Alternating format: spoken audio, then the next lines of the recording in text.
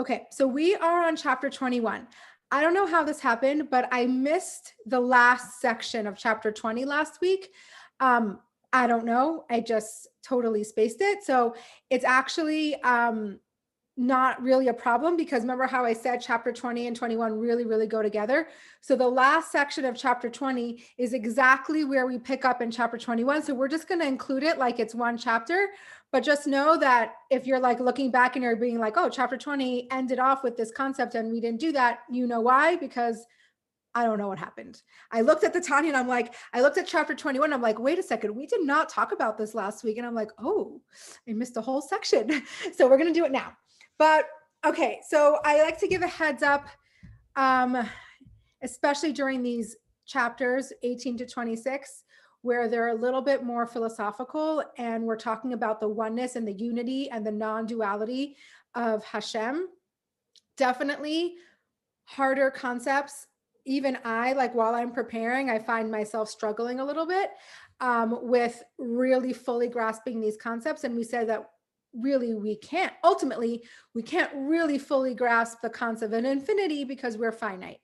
But I always like to preface with that because we are going to get into some more philosophical ideas here. Remember, it's only for an end goal. And I will remind you that the end goal that we're doing in this section of chapters is we want to create an emotion instantly. Okay? And that's what we're trying to do here. Before we said in order to create emotion, we have to meditate on certain things, which allows us to create an emotion. And then we had a question and we said, well, what if we need the emotion right now? Meditation is a long journey. Remember, meditation is not instant. What if we need to create an emotion for God instantly? So 18 to 26 is talking about this concept of creating an emotion for Hashem at the drop of a dime. And what did we say? What is this? How are we going to create this emotion? Because we have a inheritance from Hashem, from our forefathers, which is Ahava Mesuteres, which is this latent love that we can employ at the drop of a hat. Really, this Ahava Mesuteres, where do we see this being employed practically is when a person is test of faith is tested, then the Ahava Mesuteres comes up, and a person who's even non-observant, a non-believer or non-practicing Jew can give their life up for Hashem. We said, oh, okay, that's very nice, but we don't live our life with the constant threat of non-existence, right? So how is this practical for our day-to-day life? How do we create an emotion for our day-to-day life? And which led us into many different ideas of what's a soul, right? And we compared it to a flame. And now we're delving into this concept of the non-duality of Hashem, the fact that nothing exists outside of Hashem. And we're digging deep into that, but not too deep, because remember, this is still practical. Tanya still wants to keep practical.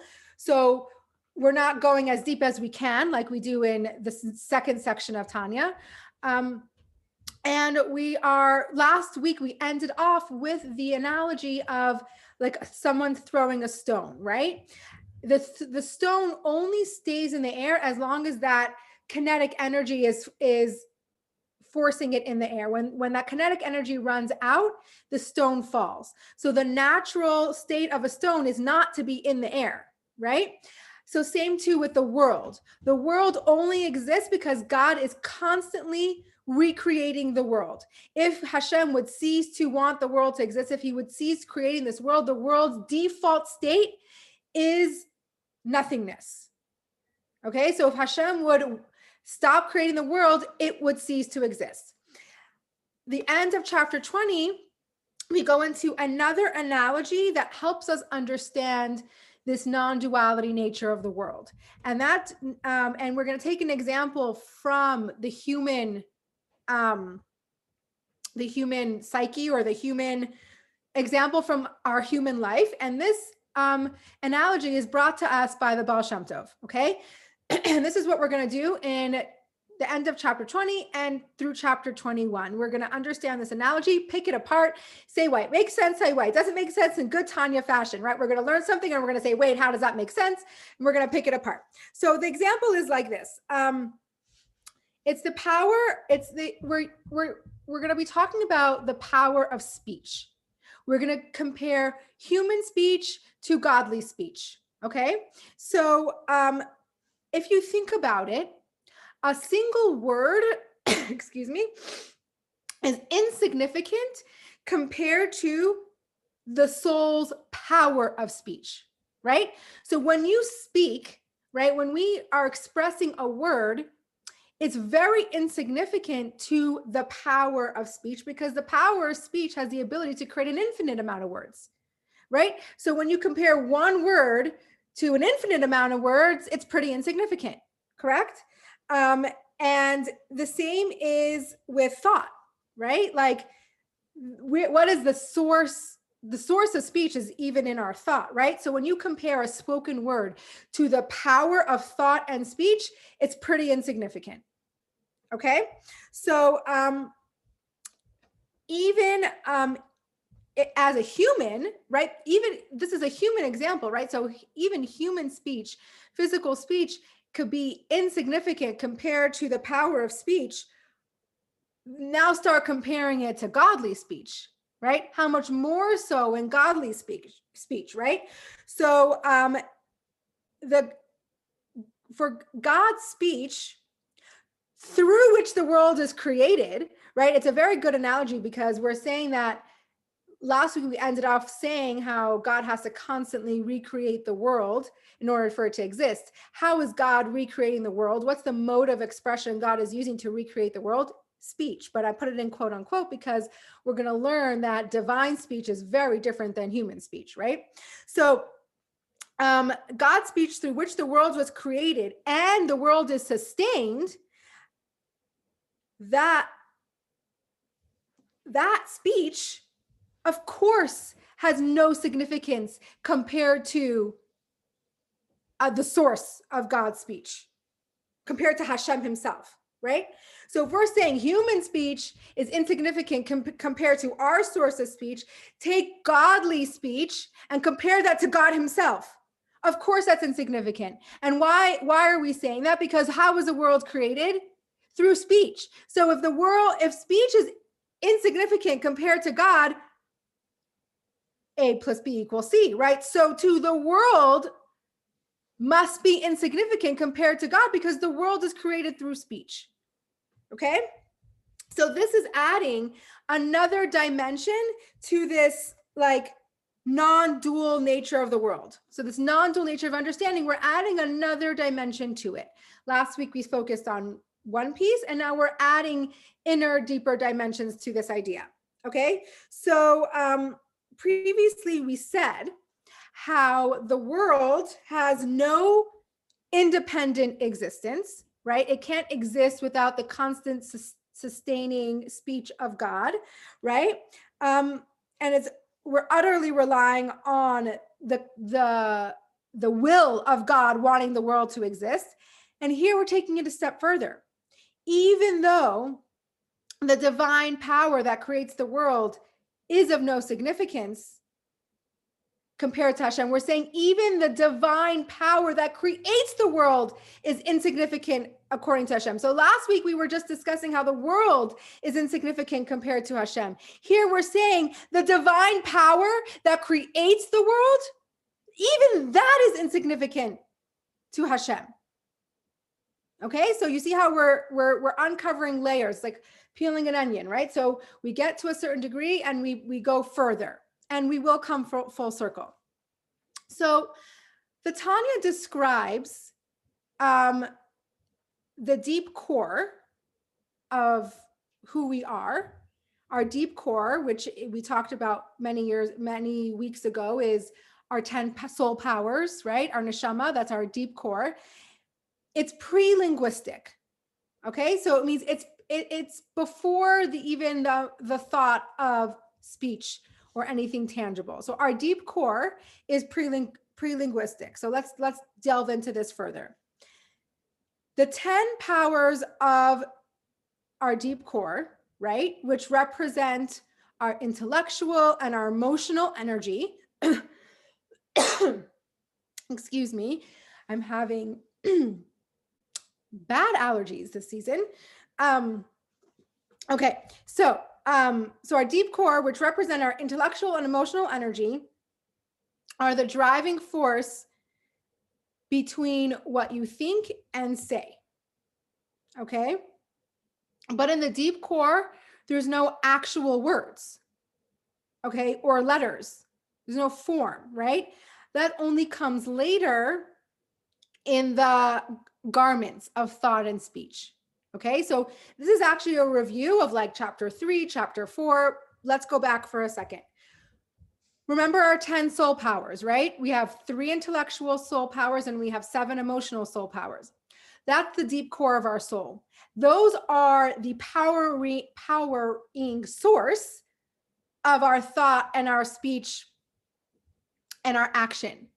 But there's no actual words or letters in the deep core. And so we said, well, how does our neshama, how does our soul express that itself, right? How do we express ourselves? That's when we learned about the 3 garments: thought, speech, and action. Those are the modes of expression of our soul. So when our soul expresses its deep core through thought, speech, and action. Okay? So when you first know or feel something, like when you have a deep craving or desire, right? Or temptation or a feeling of love, right?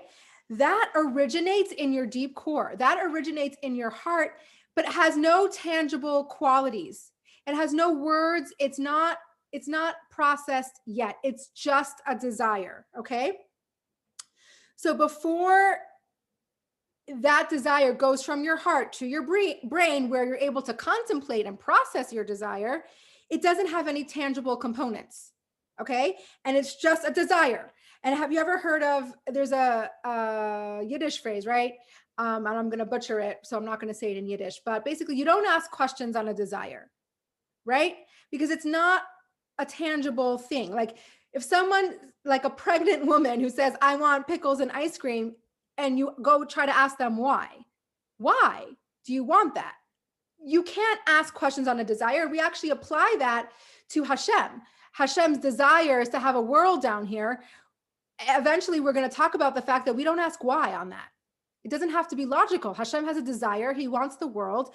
So that's it. There's no logical explanation to that. So like, let's say, for example, take ice cream, for example. You once had ice cream. You know that it tastes good and it makes you feel good, right? So the next time you have a desire for ice cream, you want it.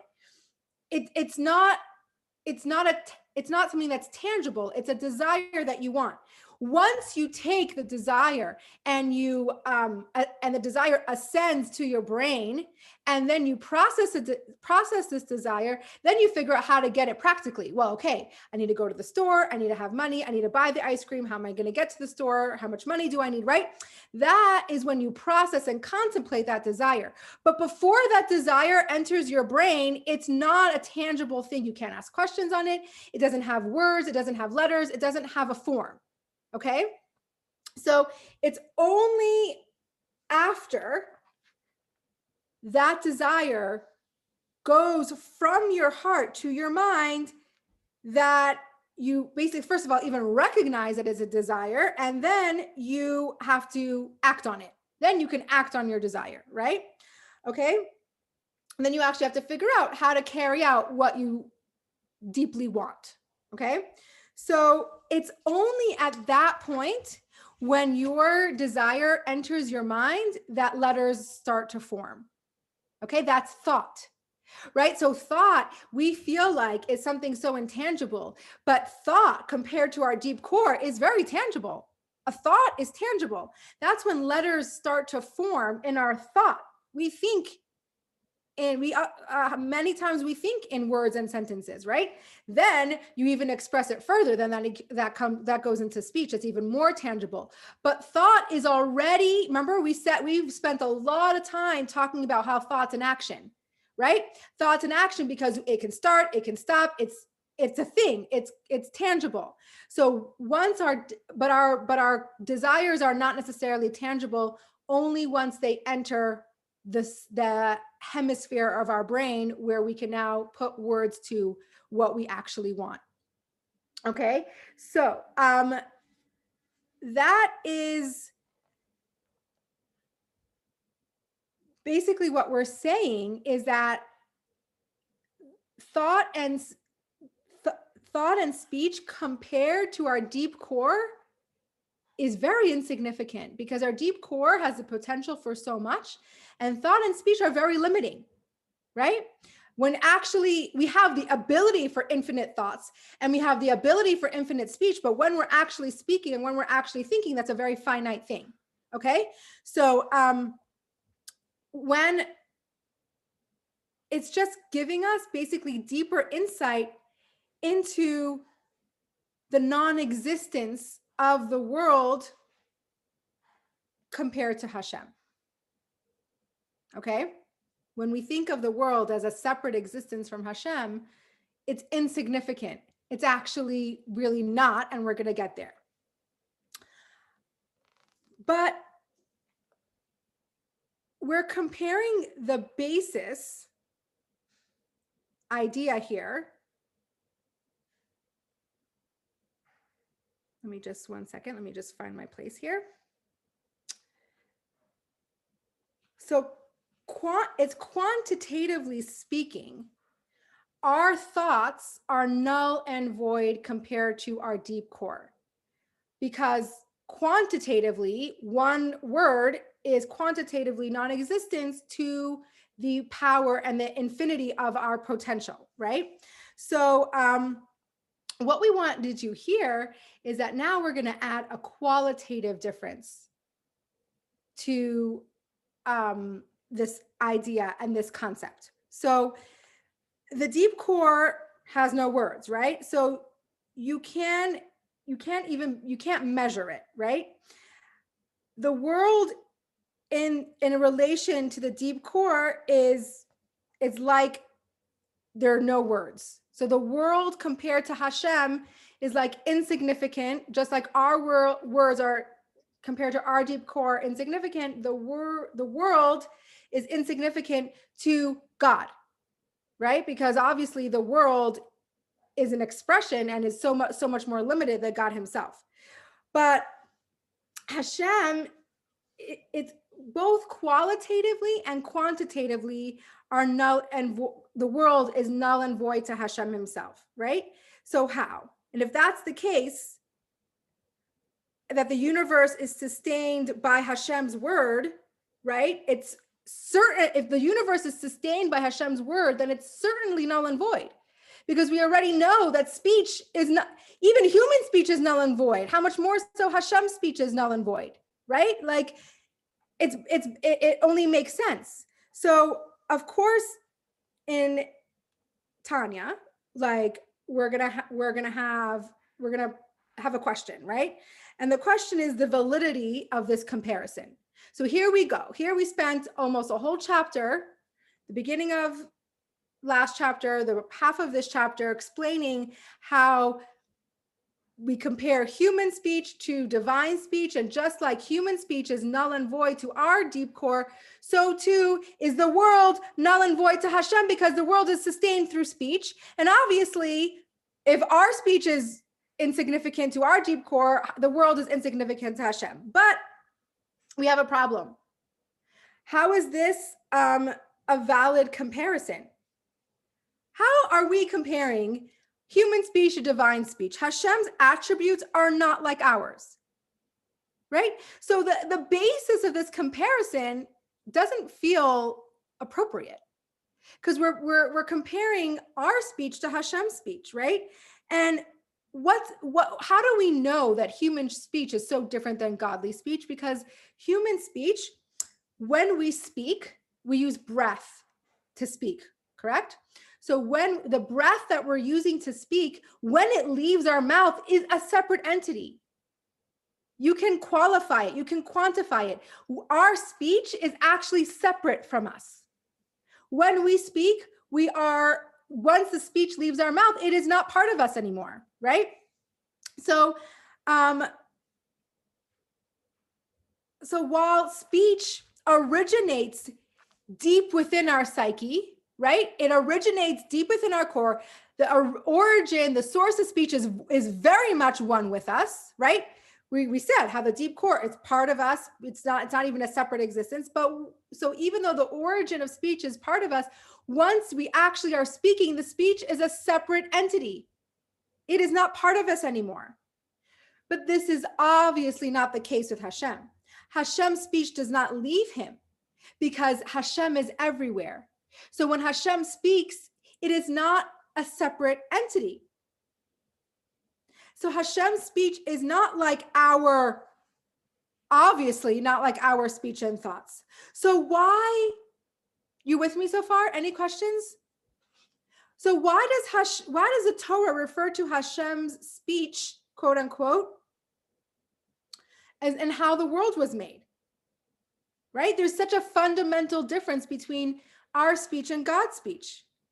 So why are we even using speech as a comparison?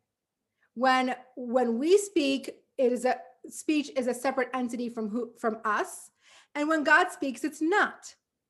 So why are we using this analogy? And we're using this analogy because there is something that's similar about speech in general, whether it's divine speech or human speech. What is that? And this was very, very fascinating to me because I've never actually thought about looking at speech this way. But then when you think about it, you're like, oh, yeah, obviously. But what is the similarity between a divine speech and human speech? They're both acting as a disclosure. Okay? Speech, basically, when we speak, a person discloses something that was previously hidden, right? And basically, you're revealing some of your concealed thoughts, right? Like I never looked at speech that way. Like speech isn't, we always look at it, speech as an expression, but speech is actually revealing something that the other person you're speaking to previously did not know, right? Even if you're telling them something they know, you're telling them your thoughts, your ideas, your desires, your wants, right? So it's a disclosure. Speech is a disclosure revealing something that someone previously did not have access to. Whether they knew it or not is debatable, but they didn't have access to your speech before you revealed it, right? So the same is true for Hashem. Hashem, we're using the word speech because Hashem is disclosing something that's previously hidden. What is that? When light and energy emerge from Hashem, it's an act of concealment going to disclosure. So basically when Hashem is creating the worlds, what is that? It is an disclosure of energy and light of God that was previously concealed. Okay, you're with me? So that is an act of divine speech. So divine speech is basically what we're saying is Hashem's energy being revealed and disclosed that was previously hidden. So in order for Hashem to create the worlds, he had to reveal something of himself. He had to disclose something of himself in order for the worlds to exist. Now we are going to talk about Hashem's constriction in revealing the worlds, right?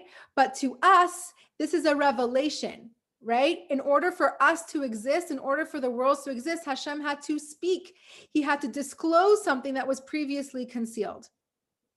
So that is why we are using speech as a metaphor. So not to indicate, the fact that speech is separate from God. Even though human speech is separate from God, divine speech is not separate from God. We're using the metaphor of speech to indicate divine disclosure. So just like we disclose something that was previously hidden when we speak, God when he is speaking, when he's creating the world, it's a metaphor for divine disclosure. Okay? You're with me so far? Any questions? Okay. So, and that is the exact process that is signified by the 10 verbal utterances through which the world was created, right? So we know the world was created through speech, through 10 utterances. This is the exact analogy, right? So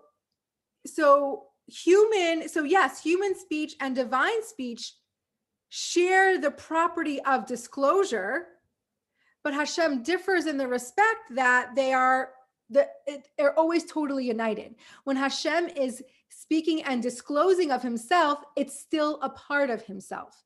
It is not a separate entity as is with human speech. Okay? So how are we to imagine Hashem's speech when it's nothing like ours? How are we supposed to reconcile this idea that yes, speech is a divine disclosure, Hashem is disclosing something of himself that was previously was concealed, and that's how the worlds are able to be created, but it's still not separate from him, right? It's an expression of him, but it's still one and separate from him. It's very hard for us to understand this concept because our speech is nothing like that. When we speak, once the words leave our mouth, they're a completely separate entity. So, how do we try to understand this to the best of our ability? So here's where we're going back to our deep core. Hashem, I think it helps us relate to it a little bit more if we can understand how we work, right? So Hashem's speech is like our linguistic source of speech and thought, right? So it exists in the potential, right? Like a craving, it exists in the potential, but until it goes to the brain, it doesn't have any tangible qualities. Okay. So if you were to compare Hashem's speech, basically what we have to do is compare Hashem's divine speech to our ability to speak, not our speech, but our source of our speech. Do you get what I'm saying? I'll repeat. We are comparing Hashem's speech, which is divine revelation, right? We're comparing that not to our actual speech. We're comparing that to our source of speech, because our source of speech is still one with us, right? Our source of speech, remember we said, comes from our deep core. Our deep core is the 10 powers of our soul. The 10 powers of our soul have no tangible qualities until it's expressed through thought, speech, and action.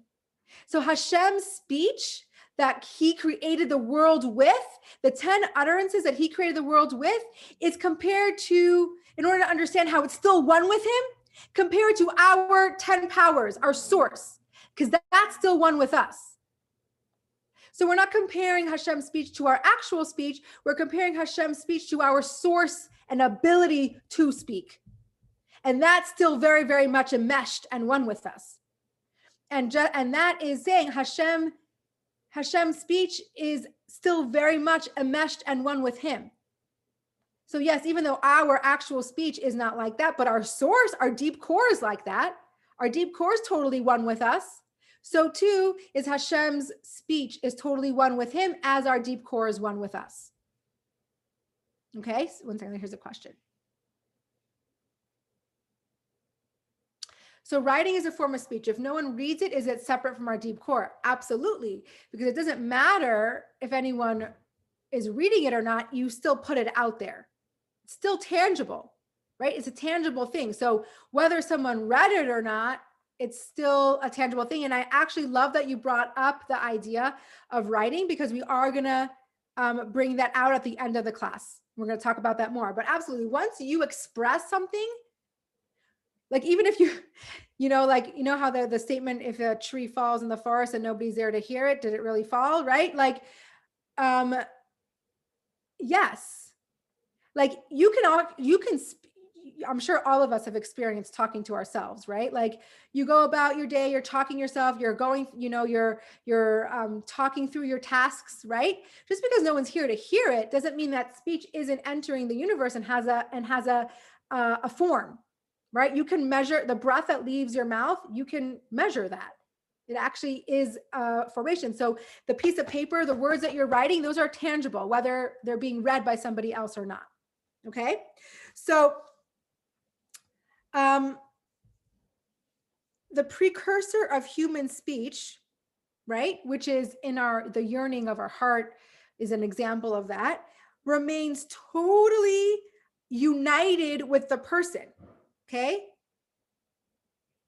It only emerges as a separate entity when it takes the form of language. Okay. And thoughts, don't get knocked off by that. Thoughts are still a form of language. Okay. So it only becomes a separate entity when it forms into language, when it's still a deep desire or in a deep core and it has no tangible qualities. It's completely united with us. It's part of who we are, right? That's why when you, I think we've mentioned this before, but when you want to get to know someone, right, and who they really are, you want to get to know what they want, right? Not what they do, right? Not how they act, right? If you want to really get to know someone, you want to understand how they think, what they want, what their desires are. That's how you get to know someone's true person, because that's still one with us. Once it turns into speech and action, that's separate from us. And we know this because we can act in a way that we don't truly believe, right? It's easy. We can betray ourselves with our actions and vice versa. We can have actions that are really, really great, but our desires haven't caught up to that yet, which is why we are on the path of meditation, right? We constantly want our emotions to catch up with our actions, but it's very, very, very, I mean, we do it all the time. Our actions very, very often do not reflect who we are, right? Because that's separate from us. But go into the deep intrinsic core of who we are, right? Our deep desires, our 10 powers, that is still very much united with us. And that is one with us. And that is what we're saying, that Hashem's divine speech, that's what we're comparing it to, this extremely united sense of who we are. So Hashem's expression of the world, even though to us, it seems like a separate entity and expression, to Hashem, it's his deepest desire. Hashem's deepest desire is to have a world. So the fact that he made the world happen and we view it as a separate entity, that's our perception. But according to Hashem, it's still it's part of him. It's one with him. It's who he is. Okay, we're gonna get into that a little bit more in a minute. Okay, so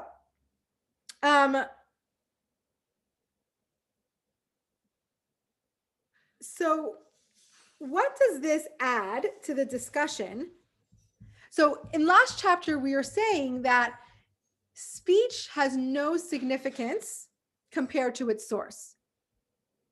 Okay, and then we went on this whole tangent, not really a tangent, but like even going deeper than that and saying how it's not, Hashem's speech is really one with him. It's not only that it doesn't have significance. What are we saying here? What are we adding here?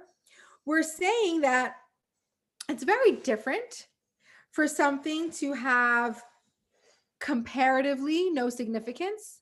Like when we say one word comparatively has no significance to the power of words, right? It's very different than saying that something has no independent existence at all, right? So what we're saying here is that when we compared speech, our speech to Hashem's speech, we might think that we're saying, just like one word has no significance to the source of words, so too the world has no significance compared to Hashem. That's a very easy direction of thinking, right? Because that's what we're saying. But that's actually not what we're saying. That's why we had to go deeper. What we're saying is that the world doesn't have a separate existence at all to begin with. It's not just that the world compared to Hashem is insignificant, right? That would still imply a separate existence. When you say something is insignificant to something else, you're implying that it has a separate existence. But we're not saying that. We're saying the world is not separate from Hashem. We're saying the world has no separate existence from Hashem. So that's why we have to go a little deeper, because if we just left it as a speech comparison, we would go on thinking that the world exists, right, as a separate entity. It's just comparatively to Hashem, it's insignificant.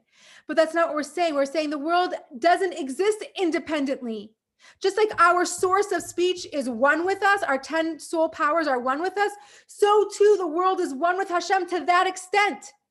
It's not a separate existence. Are you with me on what we're saying here? We understand why we had to go a little deeper.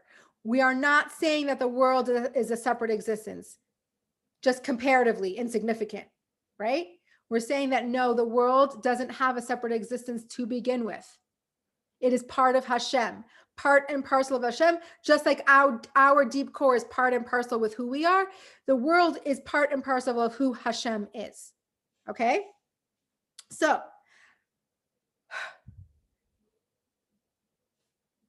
we're left with a question, and a very obvious question. We just brought many different ways and understanding of how the world is one with Hashem, not separate existence, right? And without Hashem powering the world, it would cease to exist, et cetera, et cetera. So yes, okay, let's say, see you soon. But now we have a question. The question is, do we exist or do we not? Right? Like, we have a very serious question now. If our existence is not separate from Hashem, why does it seem that way? And how do we reconcile this? We spent so much time saying how the world doesn't exist outside of Hashem, but here we are living this world feeling very separate, right? So how do we understand this? How do we reconcile this? How do we come to terms with this idea? Okay, so this is where we're going to have to introduce another Hasidic concept, which is a very integral part of Hasidus, which we're going to just touch upon here. Enough to help us understand what we're trying to understand, but just know this concept is, again, can be delved into and talked to so much more. This is why I hesitated a little bit on going into each of these chapters separately instead of doing them as a big chunk, because sometimes it could be very overwhelming, but I think we can handle it. And we're going to learn this concept in a way that helps us understand the non-duality of Hashem. And this concept that we're introducing right now is a concept of Tzimtzum. Okay, who here has heard of Tzimtzum? Tzimtzum is the diminishment of Hashem's light. It is concealment. It is suppression. Okay, that is a definition of Tzimtzum. Okay, so in order for us to understand how we perceive existence in this world and how to Hashem it's all one, we need to understand the concept of Tzimtzum, how this world even came to be. We're busy talking about the world, whether it exists, whether it doesn't exist, whether it's significant or insignificant. How did this world even come to be? Okay, we know Hashem uttered it, and we know Hashem by uttering it is revealing something in this world, but like, how? How did Hashem's infinite light get to be this finite world, right? We're missing a step here. And this is where we're bringing this step in. Okay, so Tzimtzum is creation's perspective. Basically, Tzimtzum is the diminishment of light. So what is that? The creation's perspective came about by a rung-to-rung degradation of Hashem's light. Okay? What happens, and then through cause and effect chain. Sorry, let me start again. Creation's perspective, we exist. How the perspective of us existing comes about with this idea that there's a degradation of Hashem's light, kind of like a ladder, right? A rung-to-rung degradation of Hashem's light. And through this cause and effect chain creates the spiritual worlds, which then creates our worlds. Okay. So basically, there's this spiritual concealment, there's a spiritual diminishment of Hashem's light that comes through a chain like effect. Okay. I always imagine Tzimtzum as, those like link chains that you hang in your sukkah, like the links. So that's how I want you to imagine Tzimtzum. Okay. There's this Ein Sof, there's infinite light all the way up here. And through this chain like journey, the light is diminished to the point where this world perceives existence. So we have all these spiritual worlds, right? And each spiritual world connects to the next spiritual world. And through each spiritual world, Hashem's light is getting more diminished and more diminished. Right? Does that make sense? Until it's diminished enough that we perceive existence. Okay? So to make room for the world, Hashem had to diminish himself. He had to almost like curl up inside of himself to make room for otherness. All right? This is the act of Tzimtzum. When there is room for something like us to perceive existence, that is Tzimtzum. That is Hashem diminishing his light enough to make room for this concept of us. Okay? We only have an independent mind. We only can think independently because Hashem concealed himself enough to make that happen. If Hashem were to, at any given moment, reveal himself completely, our independent mind would cease to exist. We would be reabsorbed by God himself. Okay? So are you with me so far? Okay? We're introducing this concept of Tzimtzum because we need to understand how we can even perceive existence. Remember the question. The question is, we're learning all the different ways that the world doesn't exist separately from Hashem, but we feel very separate. So how does that work? And then we're explaining that the reason why we can perceive existence is because Hashem has concealed himself enough through this concept of Tzimtzum that makes room for us to have an independent mind and for us to think that we exist, for us to perceive existence. Okay? So how does this take place and how is this effective? Okay? In the Torah, this Tzimtzum is referred to as the hiding of Hashem's face. Hastar panim. It's like the covering up of Hashem's face, right? And we're hiding Hashem's light and energy, which comes from Hashem's speech. So it should not overly disclose in a way that the world can't contain independent consciousness. Okay, so what we're saying is that Hashem reveals himself through speech, because speech is very limiting, right? Speech is an act of Tzimtzum.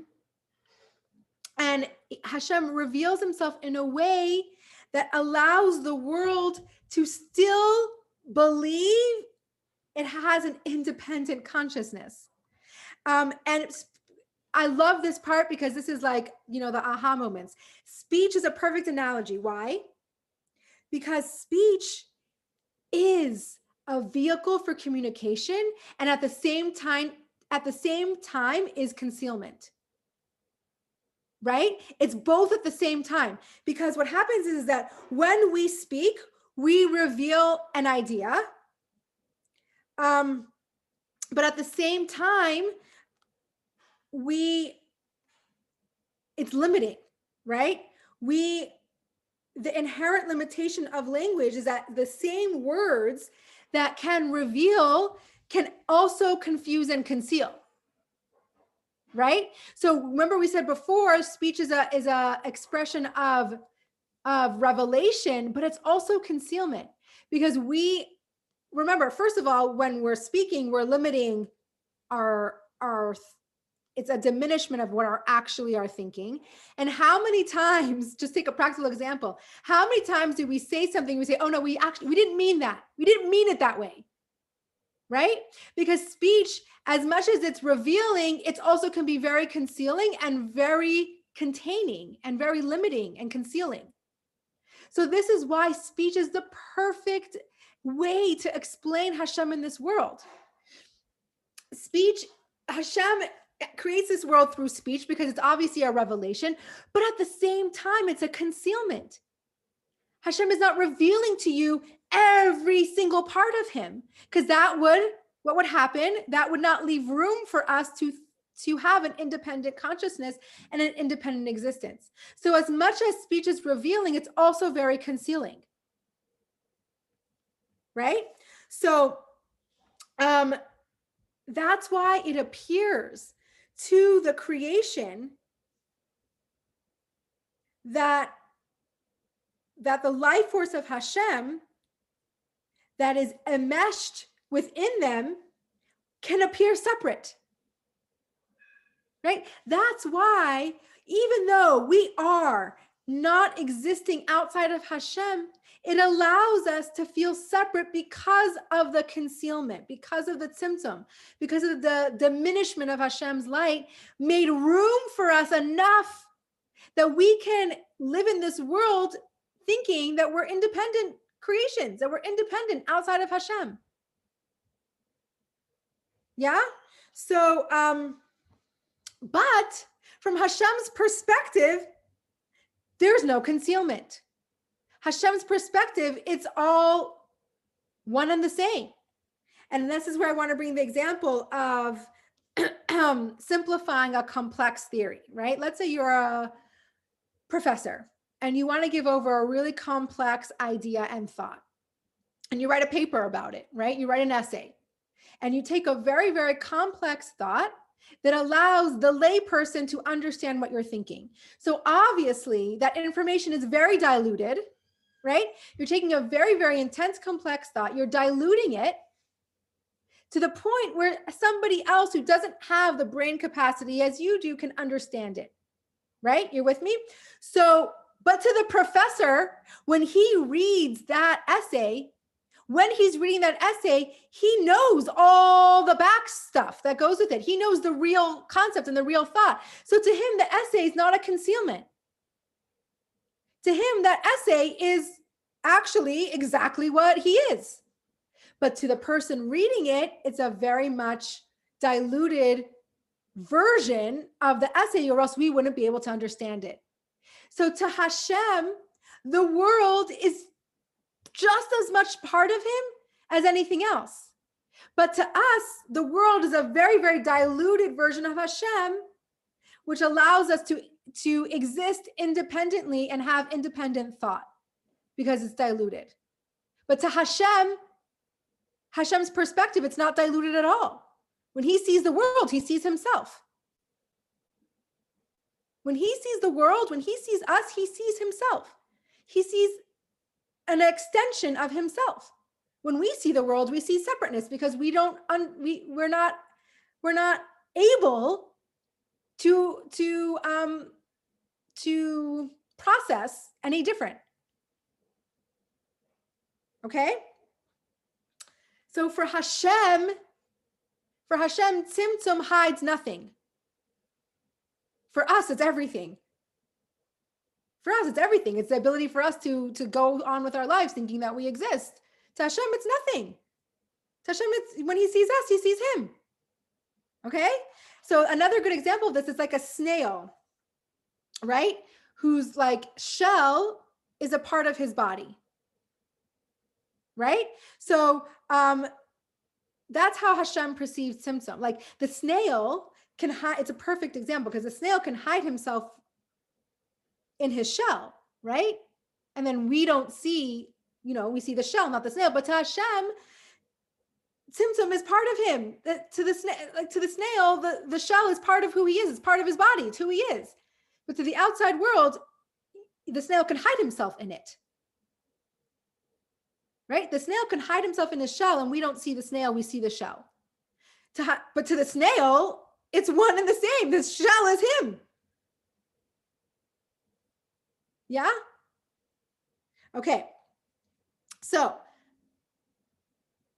we covered a lot. It's almost time. I want to still have a time for a quick meditation, but to wrap up, is the world's existence real or not? Okay? Like, bottom line, Tanya, like, does the world exist or does it not? And the answer is going to be paradoxical. Why? Just like Tzimtzum is paradoxical, right? Tzimtzum to Hashem is one thing and to us is another thing. So the answer to this question is going to be paradoxical, and we're going to have to be okay enough to know that dual things are existing at the same time. So what's the paradox? On the one hand, Hashem hides his presence to make the world possible. And in that sense, the world is not real because it only exists due to the false perception of Hashem's overwhelming presence being diminished. Okay, so on the one hand, no, the world doesn't exist because it only exists because it's Hashem's diminishment, and it really actually, it's really not existing. It's just Hashem diminishing himself to make us feel that we exist, but to Hashem, it's really not existing. On the other hand, and this is from the Tzemach Tzedek, which I love because it really helps. On the other hand, the hiding of Hashem's presence was carried out by Hashem. It was an act that was carried out by Hashem himself, so it has to be real. It has to be real. So if Hashem actually went through the act of Tzimtzum to create this world, the world has to be real. So when we combine these two ideas, what does it look like? Okay, I'm going to leave you with hopefully a well-rounded summary of what we're trying to say. It looks like this. I actually want to see for a second. Okay, I want to take it straight from here to make it really, really clear. If we combine these 2 points together, the conclusion is that in his presence, everything is considered like zero. The independent world that we see is of zero validity because it only arises from a false perception. Okay? But the world is not actually zero. It is only like zero because the force which maintains our perspective of Tzimtzum is real. Okay, this is like, I had to read this many, many times. And even still, I'm kind of like, huh? But we need to contemplate and think about it. What we're saying is that in Hashem's presence, everything is like it doesn't exist, right? Because it only exists through false perception on our part, right? But it can't actually be zero because the force which maintains our perspective, the force that allows us to believe we exist, which is what's the force that allows us to think we exist, is Tzimtzum. Tzimtzum is real. So if Tzimtzum is real, we have to be real. Okay, any questions? What is making sense? What is not making sense? Listen, I undertook doing these chapters. Like a lot of people, like Shays Taub does not do these chapters separately. He does 18 to 26 together to give you a general brief idea of how to create emotions quickly, right? That's because that's the bottom line. For some reason, I thought that I'm going to do chapter by chapter because I think in the end, these concepts are very powerful. So we might not understand and grasp them all, but the bits and pieces that we're getting, I feel are super powerful. So for me, for example, the idea of understanding the paradox of speech, right? Understanding how speech is revealing and concealing at the same time, which actually teaches us what Tzimtzum is, that Tzimtzum is revealing and concealing at the same time, is mind-blowing. And that actually, that philosophical concept has the ability to change the way we look at the world in a practical way, right? So bottom line, what I want you to go away with is understanding that we are one with Hashem. We perceive our existence because Hashem wanted it that way. We perceive our existence because Hashem diminished himself enough that we can perceive existence. How did he diminish himself? Through Tzimtzum. So if Tzimtzum exists, and we're saying that it does, Tzimtzum exists. If Tzimtzum exists, then we exist, right? Because what's the point of Tzimtzum existing if the end result of Tzimtzum isn't real, right? But Hashem's perspective, Tzimtzum is one with him, just like everything else is one with him. Just like this shell of the snail is one with him, is one with the snail, even though the snail can hide himself in it. The snail can hide himself in the shell, but to the snail, the shell is part of him. Right? The snail's not hiding himself from himself. When the snail's in the shell, he's cozy, comfortable in the shell, but he's not hiding himself from himself. He's hiding himself from us. So that's how we have to view Hashem in the world. When Hashem is hiding himself from us, it is real, it exists, Tzimtzum is real, we exist, we perceive our existence because Hashem is hiding himself from us. But to Hashem, when he looks at us, he sees himself. Because he's hiding himself in himself. He's hiding himself in himself. He's hiding himself in the shell. Okay, like I think that's so cool. And I feel like that is what makes this relatable. Because even though we can't understand the concept of the non-duality of Hashem to its whole degree, we could understand the fact that we perceive something in one way because Hashem created it that way, and Hashem perceives it another way. And I think also another point is so empowering is that we go through our life thinking that we're a separate existence from Hashem. But how comforting is it to know that when Hashem looks at us, he sees himself? That's like a warm blanket, surrounding you. So when you're struggling and you don't see Hashem in your life at all, and you're walking around this world as a separate existence, but you now know the concept that Hashem isn't hiding himself from himself. When he looks at us, he sees himself. I feel like that's like a warm hug. And that's why, although these concepts are very deep and very philosophical, and we're only touching the surface of them, I still think they're practical to understand and to learn. Okay, I know I'm going over time. Do we want to skip meditation, or do we want to do something really quick just to bring it all home? But I don't want to take your time if it's not something that you can do. Yes? No? Should we do something really fast? 1 minute? Okay. Deep breath in. Deep breath out. In through your nose, out through your mouth.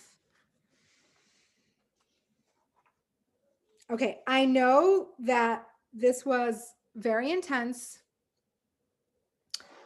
I want you to focus on your breathing, and at the same time, just try to pinpoint in your body if you're holding any tension or like intense stress or confusion or any uncomfortable feelings that you might be feeling inside.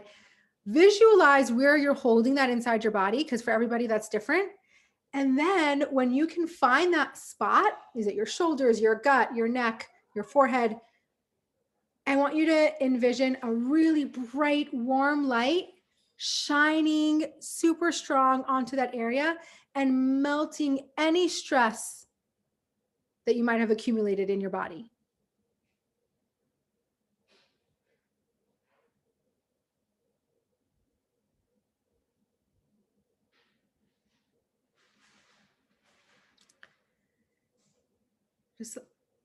I hope you can visualize this just warm light melting any stress, which allows your body to relax. And we don't have enough time to really get relaxed, but when we're in a more relaxed state, we can now allow our mind to think about a few things that I want you to go home with, okay?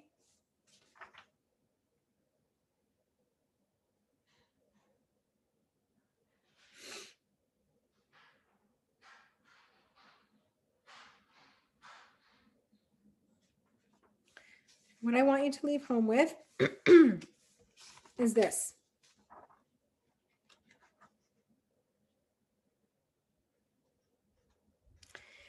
The process of tzimtzum, creation, introduced not a separate existence from God, but another perspective, okay? To our eyes, it appears that Hashem has made a separate world and endowed us with separate consciousness. But from his perspective, we are merely something that happens within God. So we talked about speech and we talked about our physical speech and divine speech. All that was leading to this point. I'm going to read it one more time because this is what I really want you to contemplate. The process of tzimtzum is not a separate introduce the concept that we're not a separate existence from Hashem, but another perspective.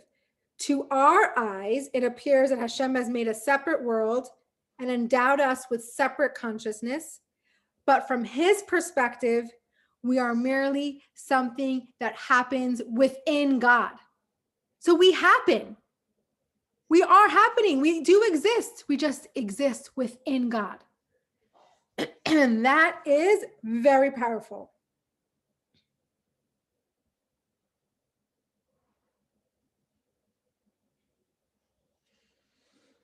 So slowly bring your attention back to your breath. In through your nose, out through your mouth.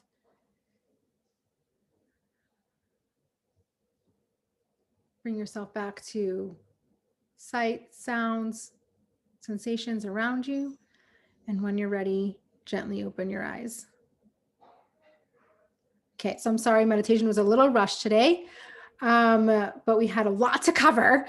Okay, any questions? Are you obviously, like we said, we're never going to understand this completely, but did anything leave you feeling really confused or you need clarification on?